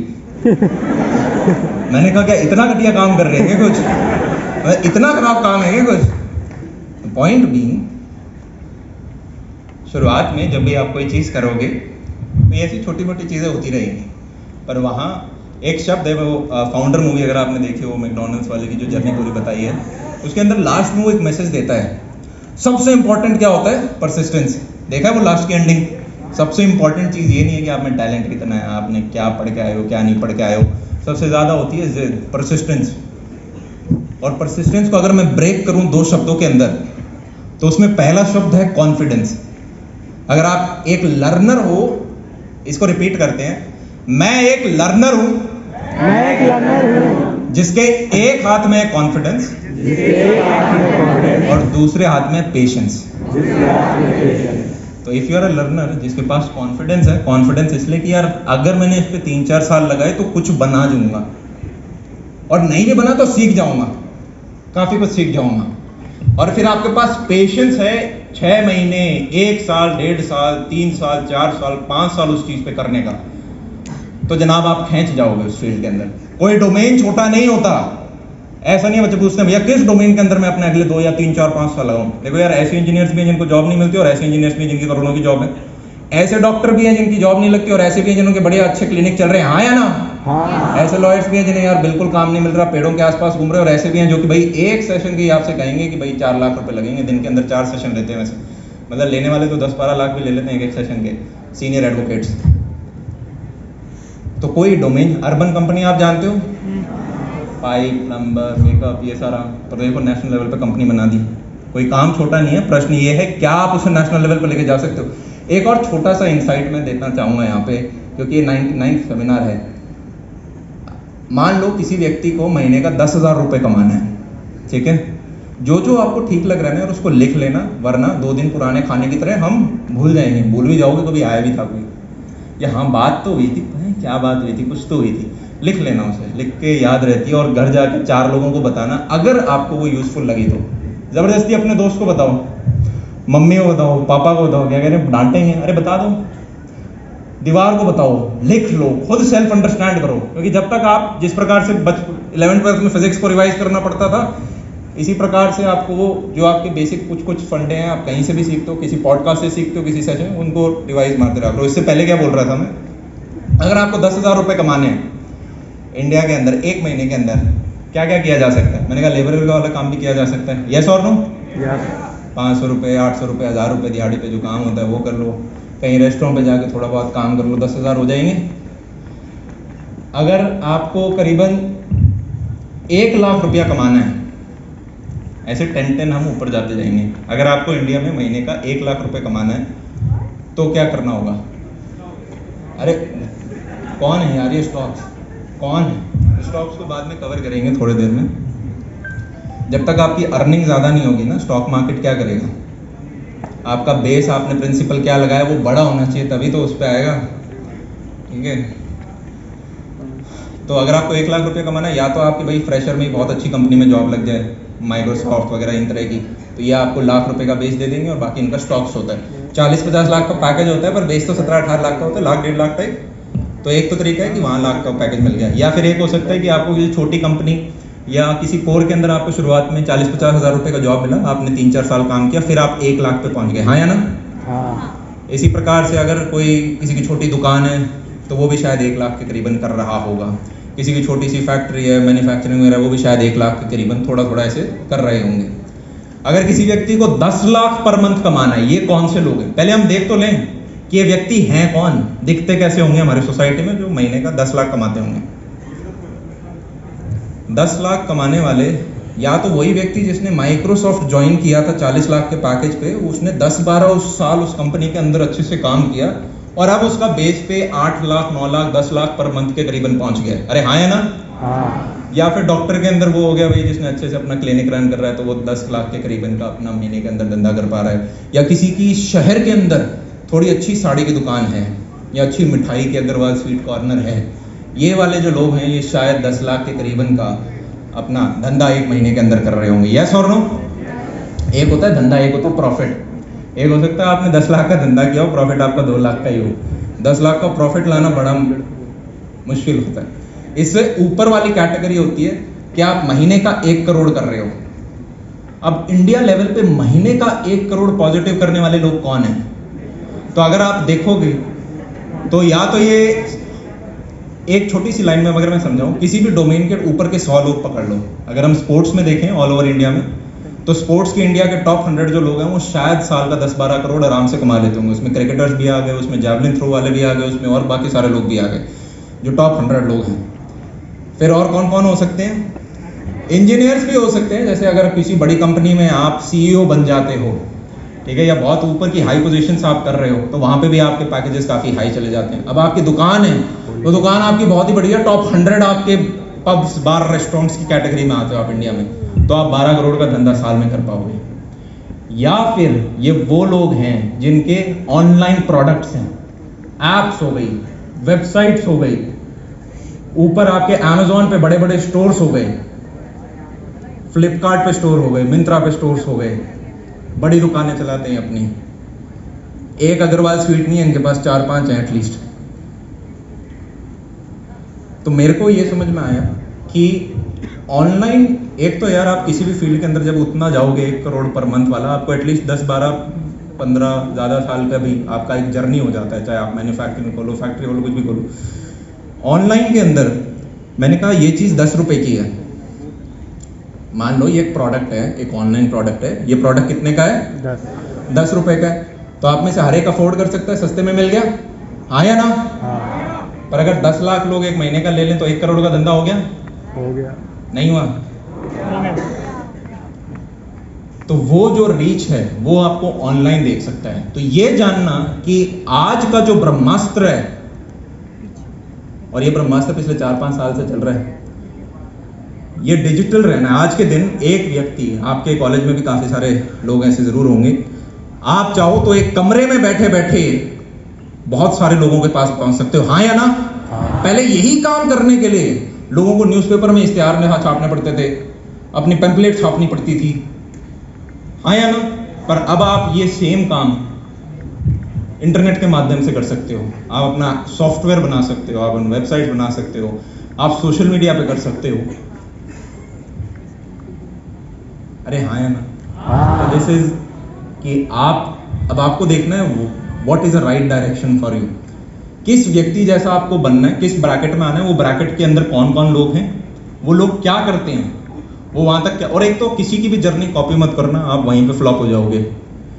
व्हाट वर्कड फॉर समवन 5 साल पहले, 10 साल पहले, 15 साल पहले, 20 साल पहले, अरे आज के दिन आप किताबें पढ़ते होगे ना काफी सारी, तो आपको ये देखिएगा एक बड़ा फेमस सा कोट है, today time is changing so fast that no book can catch up. समय इतनी जल्दी बदल रहा है कि जो किताब के अंदर बताया था वो आज के दिन एप्लीकेबल ही नहीं है। एक और बहुत प्यारी लाइन थी, मैंने शायद अगर मैं अच्छे से बोल पाऊं कि एक्सपीरियंस का इतना कोई बड़ा ऐसे यूं आयरॉनिकल भी आपको लग सकता है, आपको कंट्रोवर्शियल भी लग सकता है, नहीं है ये तो गलत चीज़ है, कि एक्सपीरियंस ओवररेटेड होता है by people who look old and act wisely. वो कहता है कि एक्सपीरियंस फायदा नहीं करेगा, क्योंकि जिस व्यक्ति का जो एक्सपीरियंस है, आज के दिन टाइम बदल गया, आज के दिन नई चीज काम कर रही है। तो इतना आपको अपनी सराउंडिंग के बारे में अवेयर रहना पड़ेगा कि मैं क्या चाहता हूँ, मेरे जीवन में प्रायोरिटीज क्या है, मेरी स्ट्रेंथ्स क्या है, अपनी स्ट्रेंथ्स के ऊपर खेलो। और काफी बार आप अपनी वीकनेस को भी अपनी स्ट्रेंथ बना सकते हो अगर बहुत सारे साल लगा दो उसमें। तो जैसे मेरे लिए बोलना मेरी सबसे बड़ी वीकनेस थी, अरे हाँ या ना? पर अब 6-7 साल हो गए, अब आगे से बॉल फेंकोगे और मैं बल्ला लेके बैठा हुआ हूँ यहाँ पे, तो फिर मैं सीख ही जाऊंगा थोड़ी देर में। अरे हाँ या ना? स्ट्रैटेजी सबको पता है, एग्जीक्यूशन मैटर करता है, लर्निंग बहुत ज़्यादा इंपॉर्टेंट है, बी अ लर्नर। लर्निंग, जैसे ही आप लर्नर बन गए ना, आपके अंदर ह्यूमिलिटी बहुत ज़्यादा आ जाएगी। मेरे पापा एक कहा करते थे कि बेटा 18 साल की उम्र में तो आप भी पैदा हुए हो आप, तो एक तरह से फिर मैं 0 साल के हो, तो अगर मैं 24 साल का हूँ तो मैं हो गया 6 साल का। आप अपने देख लो 1 साल, 2 साल, 3 साल जो हुआ है, तो वहाँ ये रहता है यार कि तो 6 साल के हमें तो बहुत कुछ सीखना है। एक और है बड़ा फेमस, प्लाटो का है या सॉक्रेटिस का, मेरे याद नहीं आ रहा, कि भाई हमें लगता है हमें बहुत कुछ पता है पर हमें कुछ भी नहीं पता। हमें लगता है हमें बहुत कुछ पता है पर हमें कुछ भी नहीं पता। फॉर एग्जाम्पल, मान लो मेरे को अपने डोमेन का बहुत पता हो सकता है, पर यहाँ पे आगे एक प्रोफेसर बैठे हैं, मैकेनिकल इंजीनियरिंग का कुछ भी नहीं पता वो क्या करा रहे हैं, या फैक्ट्रियाँ कैसे चलती मुझे कुछ भी नहीं पता उस चीज़ का, या न्यूज़पेपर में क्या छपता है वो रोज इतनी इन्फॉर्मेशन का मुझे कुछ नहीं पता उसका, ये डॉक्टर लोग क्या करते हैं मुझे कुछ नहीं पता। मुझे हो सकता है अपने डोमेन का कुछ पता हो। तो हमेशा एक लर्नर की तरह भूखे रहो जहाँ भी किसी लोग के साथ जाते हो। मैंने आज एक वीडियो आ रहा होगा, उसके अंदर हमने कवर किया है एक बहुत इंपॉर्टेंट चीज़ है। जैसे कॉलेज जब सब खत्म हो जाएगा, अभी क्या है हमारे दोस्त बनते हैं बेस्ड ऑन कि हमारा रूममेट कौन है, हम किसके साथ खाना खाते हैं, हम किसके साथ बाहर घूमने जाते हैं। बड़ी है ना ये अनकंडीशनल सी दोस्ती होती है। जब आप कॉलेज, आप ये नहीं देखते टॉपर है तो इससे मैं दोस्ती कर लूँ, या इसके नंबर कम आते हैं इससे नहीं करूँगा। दोस्ती बड़ी अनकंडीशनल होती है कॉलेज में। जैसे ही आप कॉर्पोरेट वर्ल्ड में जाओगे या प्रोफेशनल लाइफ में जाओगे, अब आपकी दोस्ती कंडीशनल दोस्ती है। ये मेरा ये काम कर सकता है तो मैं इसका ये काम कर सकता हूँ, तो मैं इससे दोस्ती कर लेता हूँ। तो किसी ने मुझे कहा कि नेटवर्किंग एक चीज़ आएगी, आप कनेक्शंस बनाना, कि आपको कौन कौन लोग जानते हैं। मेरे को किसी ने रिसेंटली कहा कि एक नेटवर्किंग इवेंट में जाओ। नेटवर्किंग इवेंट ये क्या होता है, इसमें कोट टाई पहन के बहुत सारे बड़े बड़े लोग आते हैं और सब एक दूसरे से मिलते हैं। और ये मुझे इतने पॉइंटलेस लगे, क्योंकि ऐसा लगता है जैसे बहुत सारे नार्सिसिस्ट एक जगह पे आ गए हों। होता क्या है, ये इवेंट्स का बेसिक स्ट्रक्चर ये होता है, आगे एक बड़ा प्रोफेसर होगा, बहुत बड़ा, कहीं स्टैनफोर्ड हार्वर्ड वगैरह से, या फिर कोई इंडस्ट्री का लीडर होगा, कोई CEO होगा, वो आके बीच बीच में 10-12 स्पीकर होंगे जो आके आएंगे, और बीच में ब्रेकफास्ट होता है, लंच होता है, स्नैक्स होता है, डिनर होता है, पूरे फुल डे इवेंट्स होते हैं। इन खाने के दौरान ये लोग आपस में मिलते हैं। तो मान लो जैसे ही लंच का टाइम आया, ऐसे लोग आ जाएंगे सारे के सारे, हेलो बोलेंगे नहीं, उससे पहले business card, hello this is my business card, जानते भी नहीं, और उसके बाद स्टार्ट हो जाएंगे मैं I am the greatest, we are the greatest, इस फील्ड के अंदर we are the biggest, we are the this. ऐसा लगता है जैसे एक नार्सिसिस्ट अपनी बढ़िया सी स्पीच दे रहा हूँ, और उसके बाद नेक्स्ट व्यक्ति, this is my business card, हम ये करते। ऐसे नेटवर्किंग नहीं होती। आप किसी से भी नहीं करने का, at the end of the day आपके पास बहुत सारे बिजनेस कार्ड होते हैं, वो सब बिजनेस कार्ड एक दूसरे, मैंने कहा मेरे पास तो है ही नहीं, मैं कहा मेरे को कॉल कर दो, मैं आपको वापस कॉल बैक कर दूंगा। आजकल बिजनेस कार्ड लेके कौन घूमता है? अगर आपको नेटवर्किंग करनी है, networking is not about greediness, it is about generosity. आप अगले को जाके क्या भाई ऐसे हुआ है, आपने किसी को ईमेल किया हो, किसी को लिंक्डइन पे मैसेज किया हो बड़े आदमी को, और उसने आपका रिप्लाई ना दिया हो, अरे हाँ या ना, ये तो सबके साथ हुआ है। पर दो कारण होते हैं इसके, एक तो है कि उसने देखा ही नहीं, और दूसरा होता है कि उसने देख लिया पर रिप्लाई नहीं दिया। क्यों नहीं दिया? क्योंकि ईमेल शायद कुछ ऐसा था, मैं ये हूं, मैं यहां पे हूं, क्या आप मेरे को ये दे दोगे, क्या आप मेरे लिए ये कर दोगे, क्या आप मुझे ये बता दोगे, क्या आप मेरी ये हेल्प कर दोगे, टेक टेक टेक, मैं इस आदमी से ये ले लूं, इसके पास टाइम है।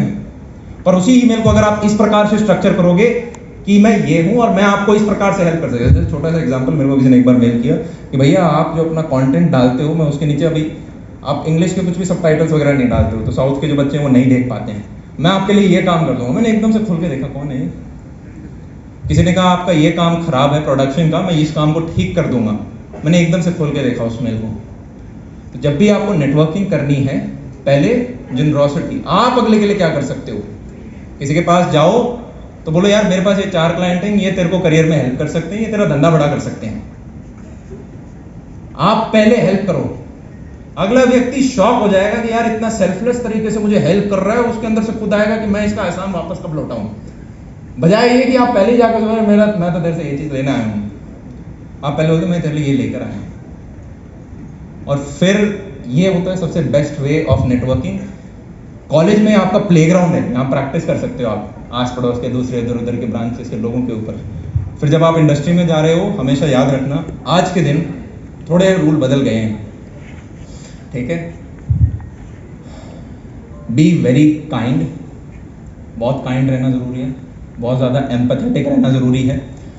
आपको अंदर बहुत ज़्यादा पॉजिटिव, वो कहते हैं ना फॉरगिव योर एनिमी, बड़े से बड़े एनिमी को फॉरगिव कर दो, फॉरगेट मत करो। फॉरगिव कर दो पर फॉरगेट मत करो कि दोबारा नहीं काम करना है इसके साथ। अरे हाँ या ना? इतना बड़ा दिल रखना होगा, अदरवाइज लाइफ जो है वो एक मैराथन है बड़ी, पर इस मैराथन में बीच में हर्डल है। हर्डल रेस देखिए, छोटी सी होती है, आपको ऊपर से कूद कूद के जाना होता है, ओलंपिक्स में दिखाते हैं। उस हर्डल रेस को मैराथन के साथ जोड़ दो, ये है लाइफ। अब बीच बीच में आपके हर्डल्स आएंगे, जब भी आप हाइट पकड़ोगे, मैंने बताया ना यूपीएससी की जो लोग तैयारी कर रहे हैं अपने हाथ नीचे कर लो। जैसे जैसे आप लाइफ में कुछ बेटर करोगे या फिर आपका कुछ भी ठीक हो रहा होगा, लोग आपको पकड़ के नीचे खींचना स्टार्ट करेंगे।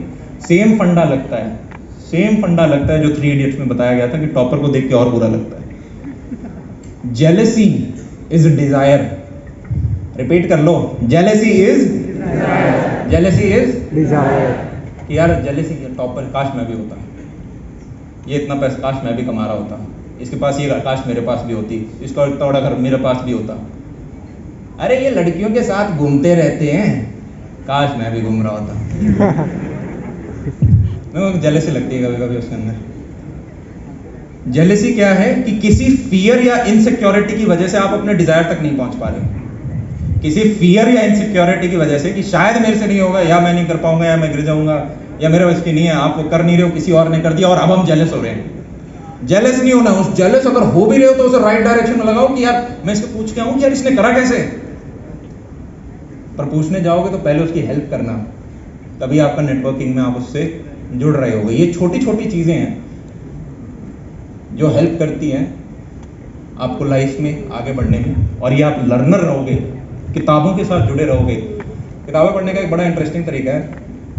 अभी एक दो लोग थे, मैं इंदौर अभी जस्ट कल या परसों IIT इंदौर में था, 98 सेमिनार था वहाँ पे, और उधर मुझे दो लोग मिले वहीं, बड़े अच्छे अच्छे चाय के उन्होंने बिजनेस खोल रखे हैं।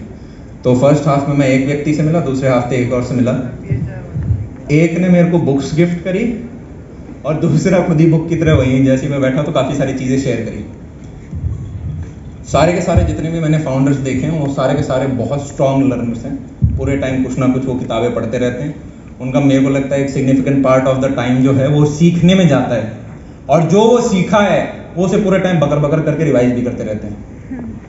तो आपने भी अगर कुछ कुछ लिखा है, जैसे अगर मैं किसी के साथ बैठा हूँ, मेरी एज 24 है, तो इसका हेल्प क्या मिलता है कि मैं जिस भी व्यक्ति से मिलता हूँ, आप लोगों से हट के जो भी, वो यूजुअली मेरे से एज में बड़े होते हैं, 30 के होंगे, 35 के होंगे, 40 के होंगे, 50 के होंगे। मैं एक बार, मेरा होम टाउन है राजस्थान, वहाँ पे एक व्यक्ति है रियल एस्टेट में, उसने काफ़ी अच्छा काम कर रखा है, तो मैंने उससे जाके मिला और मेरा उसके साथ कुछ काम था। वो जब काम हो गया तो मैंने उससे जाके, मेरा एक क्वेश्चन है जो मैं सबसे पूछता हूँ, एक क्वेश्चन सबसे पूछता हूँ, आपके पूरे लाइफ में से एक चीज़ बता दो जो मेरे काम की हो, एक एक्सपीरियंस जो आप चाहते हो कि मैं ध्यान रखूँ।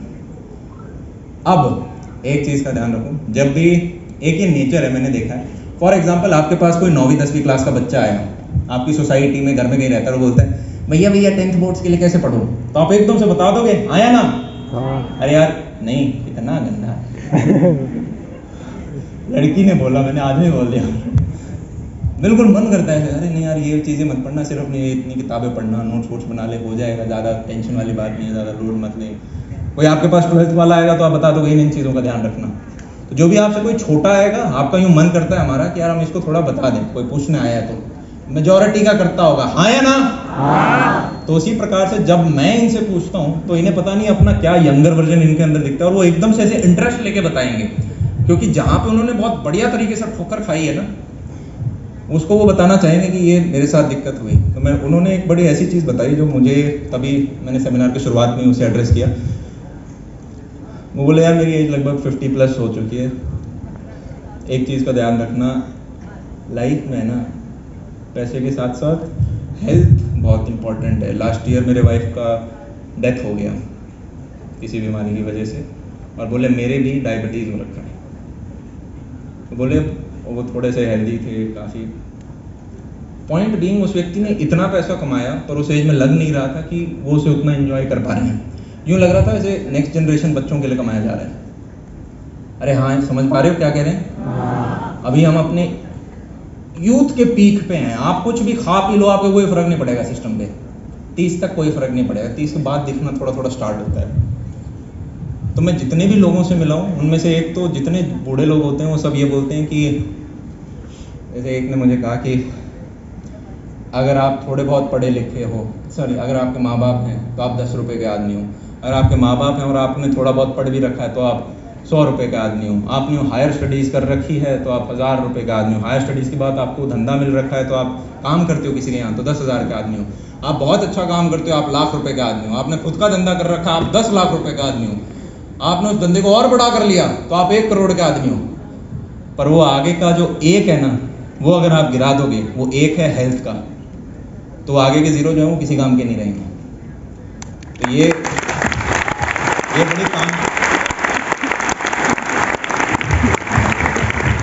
बड़ी काम की चीज़ है। मुझे रिसेंटली एक दोस्त मिला मुझे बहुत अच्छा, और वो व्यक्ति ने अपने अर्ली 20s के अंदर बहुत बढ़िया तरीके से अफोर्ड रखा, बहुत बढ़िया तरीके से अफोर्ड रखा। उस व्यक्ति ने कहा यार जैसे मेरे 20s एंड हुए, मेरे को एक चीज़ पता चली कि बहुत हेल्दी, बहुत फिट, बचपन से खेलता आया और उसने फिर धंधे में भी बहुत अच्छा लगाया, मतलब एकदम खींच के रखा, मतलब आप यूँ बोल सकते हो कि वन ऑफ द बेस्ट। उस व्यक्ति ने कहा कि यार मेरे एक बीमारी आ गई एंड ऑफ द 20s के अंदर। वो व्यक्ति जब भी खाना खाता है उससे पहले उसको एक इंजेक्शन लगाना पड़ता है। आप समझ पा रहे हो? उसने कहा मेरी लाइफ, मतलब आपको नहीं पता कब आपके साथ कौन सी चीज हो जाए, ठीक है? और फिर यूं ही रहता है काश मैंने उस टाइम वो कर लिया होता। वो कहता है अब मैं अपना रोज 1 घंटा क्रिकेट खेलता हूँ, पहले भी मैं खेलता था, अब क्रिकेट और खेलता हूँ, जानवर और पाल लिए, घोड़े पाल लिए, गाय भैंस पाल लिए, कुत्ते पाल लिए, 4 इनके साथ घूमता रहता हूँ। रोज काम करता हूँ। कह रहा है अब मैं ज़्यादा जी रहा हूँ। बोला बीच में एक टाइम आ गया था, जैसे ही पता चला मैं डिप्रेशन में चला गया, यार मतलब ये कैसे हो गया मेरे साथ। बोला उसके बाद 2-3 बार वो व्यक्ति कोमा के पास तक जाके आया। मतलब जब आप ऐसे लोगों को देखते हो तब आपको लगता है कि यार अभी तो मतलब क्या ही हुआ है, अभी तो बहुत कुछ कर सकते हैं। पर एक चीज़ का और ध्यान रखना, बेसिक्स, मेरे को लगता है बेसिक्स आप में से ऑलरेडी सबको पता ही होंगे। हमने इतने सारे नेहा के एग्जाम्पल लिए, राहुल के एग्जाम्पल लिए, पर जब तक आपको कंफर्म्ड ना हो कि यार मेरा भविष्य सिक्योर्ड है, मेरी जॉब लग जाएगी या सरकारी निकल जाएगी या मेरा ऑलरेडी फैमिली बिजनेस है, कुछ भी है XYZ, जब तक आपको सिक्योर्ड है तब तक आप ये काम कर सकते हो। अगर आपको सिक्योर्ड नहीं है तो इसको प्रायोरिटी मत बना लेना। रिलेशनशिप अपने आप में एक फुल टाइम जॉब है। अरे आया ना, देखा एक्सपर्ट्स की सुनो, ठीक है, ये अपने आप में एक फुल टाइम जॉब है और आप साइड में हो जाओगे अपने मेन रास्ते से। और इससे भी बड़ा गड्ढा पता है क्या, क्योंकि मेरे को ऐसे बहुत सारे ईमेल्स आते हैं, बहुत सारे मैसेजेस आते हैं इंस्टाग्राम में, और ये हम जैसे मैं कॉलेज में था वैसे ही लोग होते हैं कि भाई इस व्यक्ति के साथ मैं 6 महीने से था, 1 साल से था, 2 साल से था। इनसिक्योरिटी जिसकी हद नहीं। इनसिक्योरिटी किस बात की, जैसे फॉर एग्जाम्पल अब एक बच्चे को पिक करना यहाँ पे ठीक नहीं रहेगा। अरे मैं कोई अच्छा एग्जाम्पल नहीं ले रहा था ना, हाँ ठीक है, तुम तो ज़्यादा स्मार्ट हो इस एग्जाम्पल के लिए। चलो स्मार्ट है तो इसी को ले आते ना, इसको फर्क ही नहीं पड़ेगा। हाँ वो नल एंड वॉइड हो जाएगा।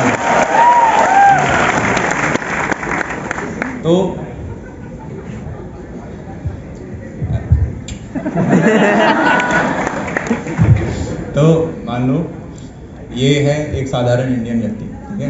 इमेजिन करो एक बार के लिए कि एक साधारण नॉर्मल व्यक्ति है। आप कॉलेज के अंदर हो, आपका भी भविष्य इतना सिक्योर्ड नहीं है, आपको पता नहीं है, आपके पेरेंट्स इतना सपोर्ट नहीं कर सकते, खुद दिख नहीं रही कि 100% पक्का अच्छी जगह जॉब लगेगी या नहीं लगेगी। होगा क्या, मान लो इन्होंने नेहा सेट कर भी ली, तो 4 महीने बाद 5 महीने बाद किसी दिन दीदी ऑनलाइन दिखी तो इन्हें लगेगा यार किसी टाइम मैं भी ऑनलाइन हुआ करता था, दीदी किसी और के साथ तो ऑनलाइन। इनसिक्योरिटी आ जाएगी, क्योंकि इन्हें लगेगा मेरे में ऐसा क्या था जो बाकियों में नहीं है, मेरे में ऐसा क्या कुछ खुद दम पे किया नहीं ना। जैसे मेरे पापा एक चीज़ कहा करते थे कि बड़े स्ट्रिक्ट हो तो मैं बता ही चुका, मैं क्या 10-11 भाई हैं कुछ, वो उन सबको सरकारी में फिट कर दिया, ठीक है। तो पापा राजस्थान से पकड़ के लाते थे 3-3 के झुंड में भाइयों को, दिल्ली के अंदर एक कमरे में बंद कर दे, कोई कोचिंग की जरूरत नहीं है, अनटिल UPSC का ऑप्शनल सब्जेक्ट ना हो कोई कोचिंग नहीं लेनी। कमरे के अंदर बैठ दी, किताब दे दी और उसके बाद बोलते थे यहाँ बैठ के पढ़ते रहो। और बोलते अगर किसी पड़ोसी ने ये बता दिया कि तुमने किसी लड़की की तरफ आँख उठा के भी देखी है तो आँखें फोड़ दूंगा तुम्हारी, ठीक है। खैर उन सब ने उस डर के अंदर सबने निकाल ली अपने जो भी उनके, मैं पॉइंट भूल गया था इससे पर।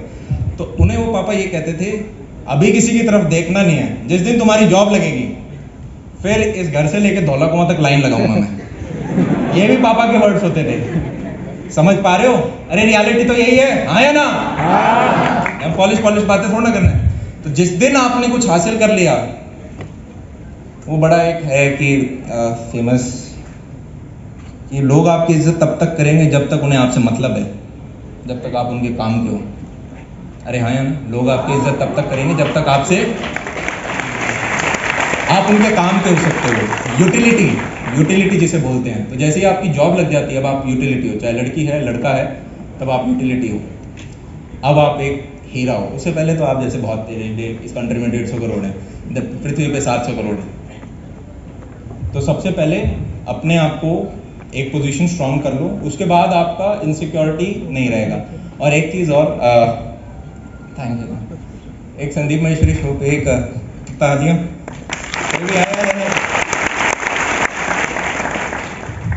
बिजनेस है ना, जीरो सम गेम होता है। अनटिल अनलेस कॉम्पिटिटर की बात ना हो रही है। जीरो सम गेम का मतलब समझ आता है कि मतलब मान लो यहाँ पे आपके एक प्रोफेसर बैठे हुए हैं और ये प्रोफेसर कल को अपना एक काम स्टार्ट कर देते हैं और ये इन्होंने 1000 करोड़ का धंधा बिल्ड कर लिया। वो 1000 करोड़ के धंधे से आपको कोई नुकसान नहीं हो रहा होगा,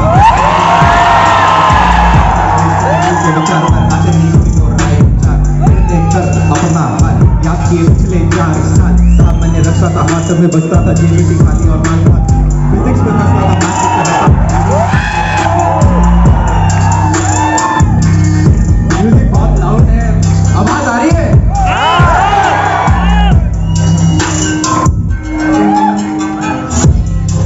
दोबारा स्टार्ट करते थे क्योंकि आप चिल्लाए, मैं लिरिक्स भूल गया।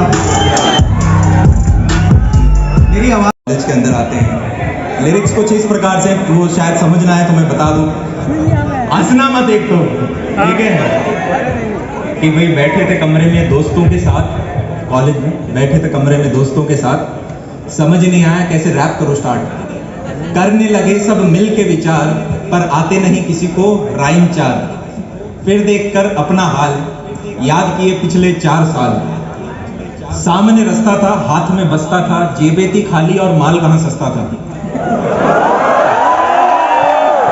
फिजिक्स में फंसता था, मैथ्स में फंसता था, ईडी ना आती और वेल्डिंग भी डसता था, चलता था पलता था दोस्तों के साथ, सपना था ऊंचा कि करूंगा खास है प्यास है, सीनियर अपने साथ है, ऊंची नौकरी के राज उनके पास है, गाया चिल्लाया जोर से नचाया पर किसी सोसाइटी में आ ना पाया, आए हाय पहला साल मेरा भाई, पढ़ना था CS ये PCM लाए, लैब सारी नकली थी, ऑटो में टकली थी, कैसी रिसर्च एक रीडिंग ना असली थी, फ्लूइड्स लैब ड्राई, मेस में दाल फ्राई, अटेंडेंस देखकर प्रोफेसर चिल्लाए, सुने किस्से और कहानी मैंने लोगों की जुबानी जी, जिंदगी कुछ ऐसे बने दुनिया दीवानी, फिर यार कुछ याद रखे जो सभी दुनिया में पैसा कर दे सबको खराब, सच्ची यारी की ना कीमत ना कोई उसका हिसाब, एक से एक कमीने मेरे दो से बात जानी, उस दिन जब आया हॉस्टल पहली बार, नॉक दरवाजे पे नॉक किया, सालों ने पीछे मुझे मरने से रोक दिया, मैंने बोला इन्हें अंटी बंटी शंटी, इन्हें दरवाजा खोला लेके माँ बहन का नाम बोले, चौड़ ना दिखा यहाँ पीसे हुए हम, ये कमरे में आके मेरे रोज बैठ जाते, कभी लैपटॉप या फोन नहीं तो खाना ही खिला दे, आगे बता के मुझे सपना दिखा के बोले कॉलेज में घुमाए, अपनी बाइक पे बैठा के कोई लवलेन बिचलेन की सैर कराए, तो कोई हिम्मत करके बंदी कोई हॉस्टल में ले आए, अब मैं मरने से नहीं डरता जब से मैस में है खाया, जो कुत्ता ना चबाए उसको हमने है चबाया, कोई बोले तो मरीज कोई बोले तो तमीज, अरे भाई लोगों के बीच किस बात की तमीज,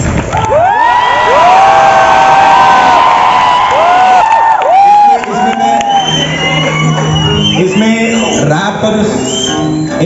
रैप जो है इसमें मेरे एक सीनियर का भी बहुत ज़्यादा कंट्रीब्यूशन है जिन्हें मैं क्रेडिट्स देना चाहूँगा, राइट, हमने उनसे सीखा, आप अपने अपने रैप बनाओ, और इनफैक्ट इसे भी जो शुरुआत में हमने कही एक 10वीं क्लास में बच्चों के लिए भी एक बार किया था कि भाई आओ 6 साल पुरानी है ये कहानी टाइप करके, एक दूल्हे ने पहनी एक नई शेरवानी, क्या है कि हम 10वीं में आते हैं, 11वीं में आके एक नई शेरवानी बनाई जाती है साइंस कॉमर्स या आर्ट्स की, ठीक है, 10वीं थी अब बात पुरानी, बस में नहीं थी मेरी कहानी, दुल्हन आई है कौन अनजानी, नसीब मेरा सोया, बाल विवाह हुए सब खरे देख के मैं बार बार रोया, मुझे मिला धोखा लगातार रोका, ना पसंद मुझे फिर बीत हो पा, 11वीं क्लास थी, कॉपी मेरे पास थी, उम्र थी कच्ची और पेंसिल मेरे साथ थी, मैं भूल गया फिर आगे का क्या था,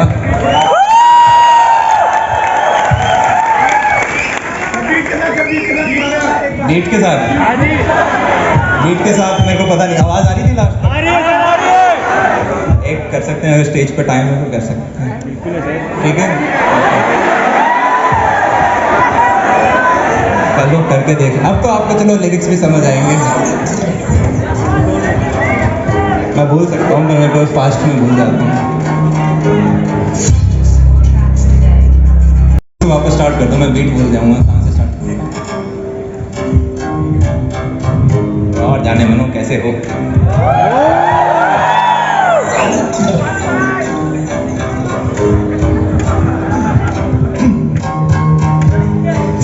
कमरे में दोस्तों के साथ, समझ नहीं आया कैसे रैप करूं स्टार्ट, करने लगे सब मिल के विचार, पर आते नहीं किसी को राइम चार, फिर देखकर अपना हाल याद किए पिछले 4 साल, सामने रास्ता था हाथों में बसता था, जेब थी खाली और माल कहां सस्ता, बीट के साथ में फ्लो नहीं बना पा रहा, थोड़ा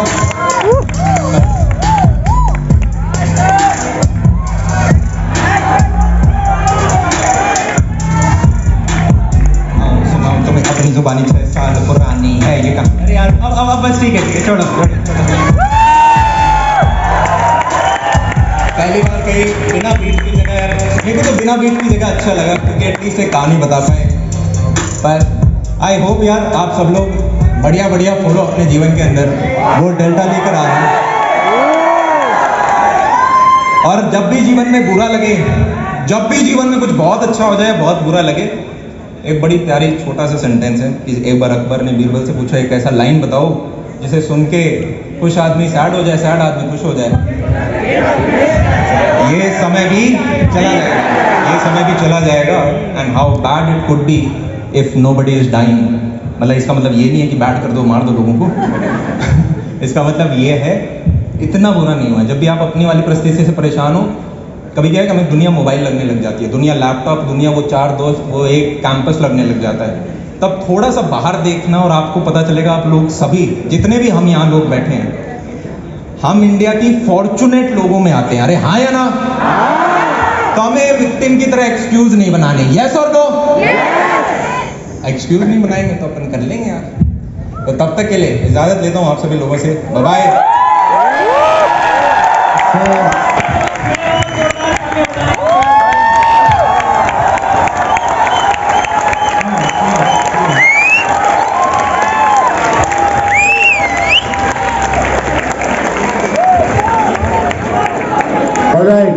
सेल्फी ले लें।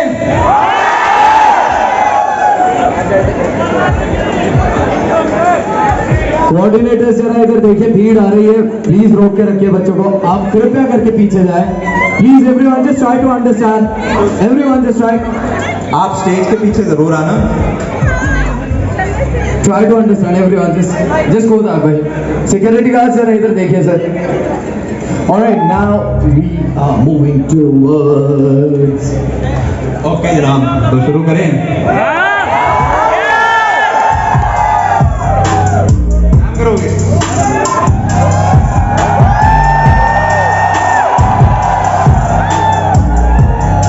तो जनाब आज हम आए हैं जलंधर पंजाब और यहाँ पर मिलने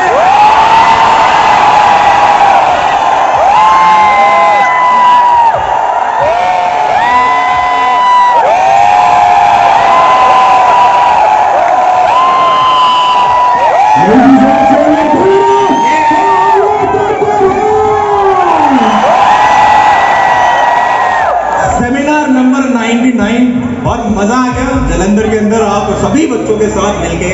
I wish you all the very best आने वाले 4-5 सालों के अंदर।